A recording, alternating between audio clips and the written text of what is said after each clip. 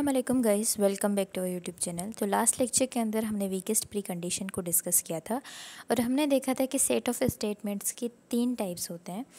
तो वो 3 टाइप्स थे basically assignments, selection and loops. Assignments में बेसिकली जो हमारा कोड होता है उसके अंदर कुछ ना कुछ असाइनमेंट स्टेटमेंट्स होते हैं, यानी कि एक वेरिएबल होता है जिसके अंदर कोई ना कोई वैल्यू असाइन हो रही होती है। सिलेक्शन के अंदर हमारे पास इफ़ एंड एल्स का ब्लॉक होता है एंड लूप्स के अंदर हमारे पास लूप्स का ब्लॉक होता है। अब हमने इसके आगे इनकी weakest pre conditions basically find करनी थी इन तीनों टाइप्स के लिए। तो हम स्टार्ट करते हैं असाइनमेंट एग्ज्यूम से। तो बेसिकली असाइनमेंट एग्ज्यूम्स के अंदर क्या होता है, हमारे पास जो भी वीकेस्ट प्री कंडीशन गिवन होती है उसके अंदर हमारे पास एक वेरिएबल होता है जिसके अंदर हम कोई ना कोई वैल्यू या कोई ना कोई एक्सप्रेशन को असाइन करते हैं एंड उसके आउटपुट के अंदर जहाँ जहाँ वो वेरिएबल अपीयर होगा वहाँ पे वो रिप्लेस हो जाएगा उस वैल्यू या उस एक्सप्रेशन के साथ। यानी कि अगर मेरे पास एक वीकेस्ट प्री कंडीशन है जिसके अंदर एक्स के अंदर असाइन हो रहा है ई, तो सिंपल मेरा जो आउटपुट है क्यू ऑफ एक्स उसके अंदर जहाँ जहाँ एक्स अपीयर हो रहा है वहाँ पे एक्स रिप्लेस हो जाएगा ई के साथ।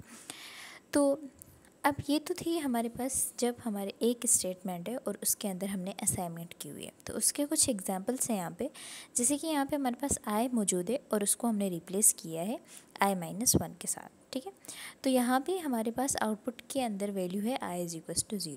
अब आउटपुट में जहाँ जहाँ आई आएगी उसको सिंपली हम रिप्लेस कर देंगे दिस i-1 के साथ। तो यहाँ पे ये हो जाएगा i-1 = 0 और ये फाइनल आउटपुट होगी। यहाँ पे नोट करने वाली ये बात है कि इस पूरी वीकेस्ट प्री कंडीशन जो हमारी स्टेटमेंट है उसका जो आउटपुट है वो बेसिकली क्या होता है, जो यहाँ पे हमारे पास आउटपुट मौजूद होता है उसी को उठा के हम यहाँ पे रख देते हैं एंड सिंपली जो हमारे पास वेरिएबल मौजूद होता है उसका वैल्यू जो यहाँ पे गिवन होता है उसको उसके साथ रिप्लेस कर देते हैं।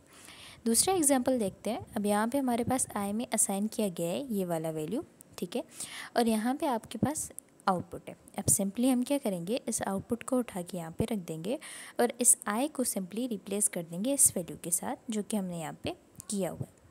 फिर इसी तरह थर्ड एग्जांपल जो हमने लास्ट लेक्चर के अंदर भी देखा था, यहाँ पे हमारे पास आउटपुट है i=0 और यहाँ पे हमने आई के अंदर असाइन किया है 1। तो हम यहाँ पे इस वाले आउटपुट को सिंपली यहाँ उठा के रख देंगे और आई की जगह 1 को रख देंगे। तो ये हमारे पास फॉल्स स्टेटमेंट आ रही है जिससे कि शो हो रहा था कि हमारा प्रोग्राम गलत है, हमारे प्रोग्राम की लॉजिक सही नहीं है, क्योंकि ये आउटपुट बिल्कुल भी वेरीफाई नहीं हो पा रहा था। फिर इसी तरह हमने लास्ट लेक्चर में ये भी एग्जाम्पल डिस्कस किया था जहाँ पर हमारी आउटपुट था i=1 और आई के अंदर वैल्यू भी असाइन हो रही थी 1। तो हमने यहाँ पे आई की जगह पे जब 1 असाइन किया तो हमारे पास ट्रू आ गया था। तो ये हमने लास्ट 2 एग्जांपल्स तो लास्ट लेक्चर में भी डिस्कस किए थे। ठीक है, अब मूविंग ऑन, हमने देखा था कि लास्ट लेक्चर के अंदर एक स्टेटमेंट के अंदर कोई ना कोई असाइनमेंट हो रही है, यानी कि यहाँ पे हमारे पास सिर्फ एक स्टेटमेंट है हमारे पूरे कोड के अंदर और उसके अंदर कोई ना कोई हम वैल्यू असाइन कर रहे हैं। लेकिन मान लेते हैं कि हमारे कोड के अंदर अब एक स्टेटमेंट से ज़्यादा स्टेटमेंट्स हैं, यानी कि 2 स्टेटमेंट्स हैं, 3 स्टेटमेंट्स हैं और उनके अंदर असाइनमेंट हो रही है।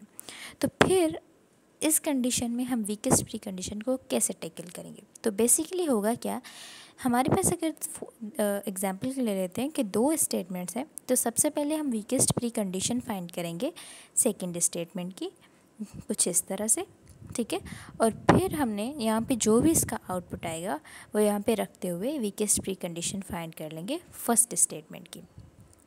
अब इसके कुछ एग्जांपल्स हैं जो हम देख लेते हैं।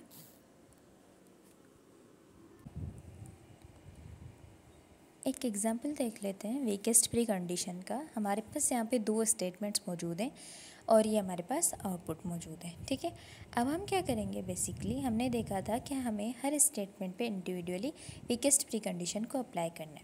तो हम सिंपली x=x+1 लिख देंगे और वीकेस्ट प्री कंडीशन अप्लाई कर देंगे y वाली स्टेटमेंट के ऊपर।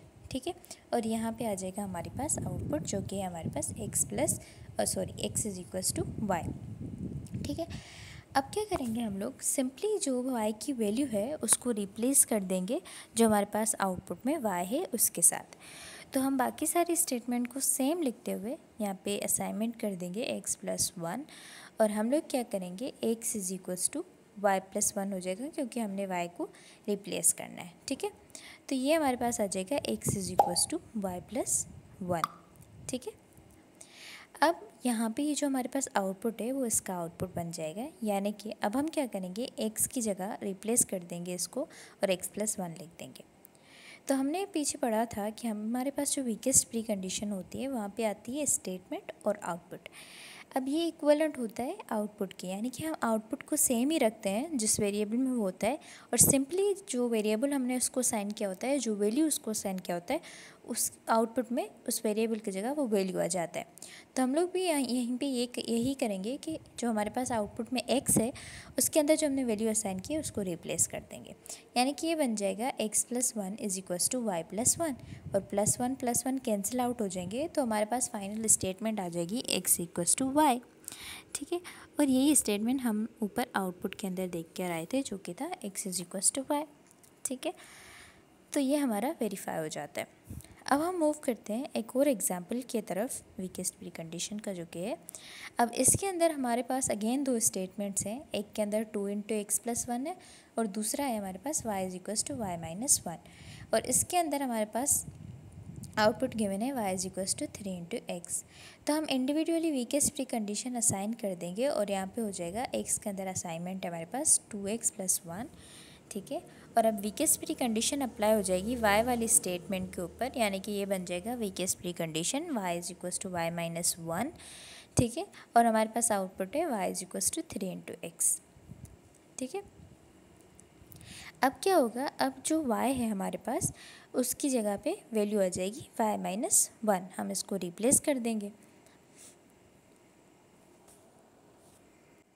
यहाँ पे x वाली स्टेटमेंट हम सेम ही लिखेंगे क्योंकि इस पर हम कोई वीकेस्ट प्री कंडीशन अप्लाई नहीं करें, और यहाँ पे हमने y-1 लिख देना है y की जगह पे। तो ये क्या बन जाएगा, y-1 = 3 × x। अब ये जो आउटपुट है ये इसका आउटपुट बन जाएगा और हम x को रिप्लेस कर देंगे यहाँ पर। ठीक है, तो ये क्या बन जाएगा, इसकी वैल्यू हमारे पास आ जाएगी y-1 = 3 × x को हमने रिप्लेस कर दिया 2x+1 के साथ, तो ये हो जाएगा y-1 = 6x+3। अब -1 को वहाँ पे मूव करा देंगे तो ये +1 हो जाएगा, और ये हमारे पास आ जाएगी स्टेटमेंट 6x+3+1। तो अब y की वैल्यू हमारे पास आएगी 6x+4, तो ये हमारे पास फाइनल आउटपुट बन जाएगा। तो इस तरह से हम लोग वीकेस्ट प्री कंडीशंस फाइंड करते हैं जहाँ पे हमारे पास 2 स्टेटमेंट्स हो या 3।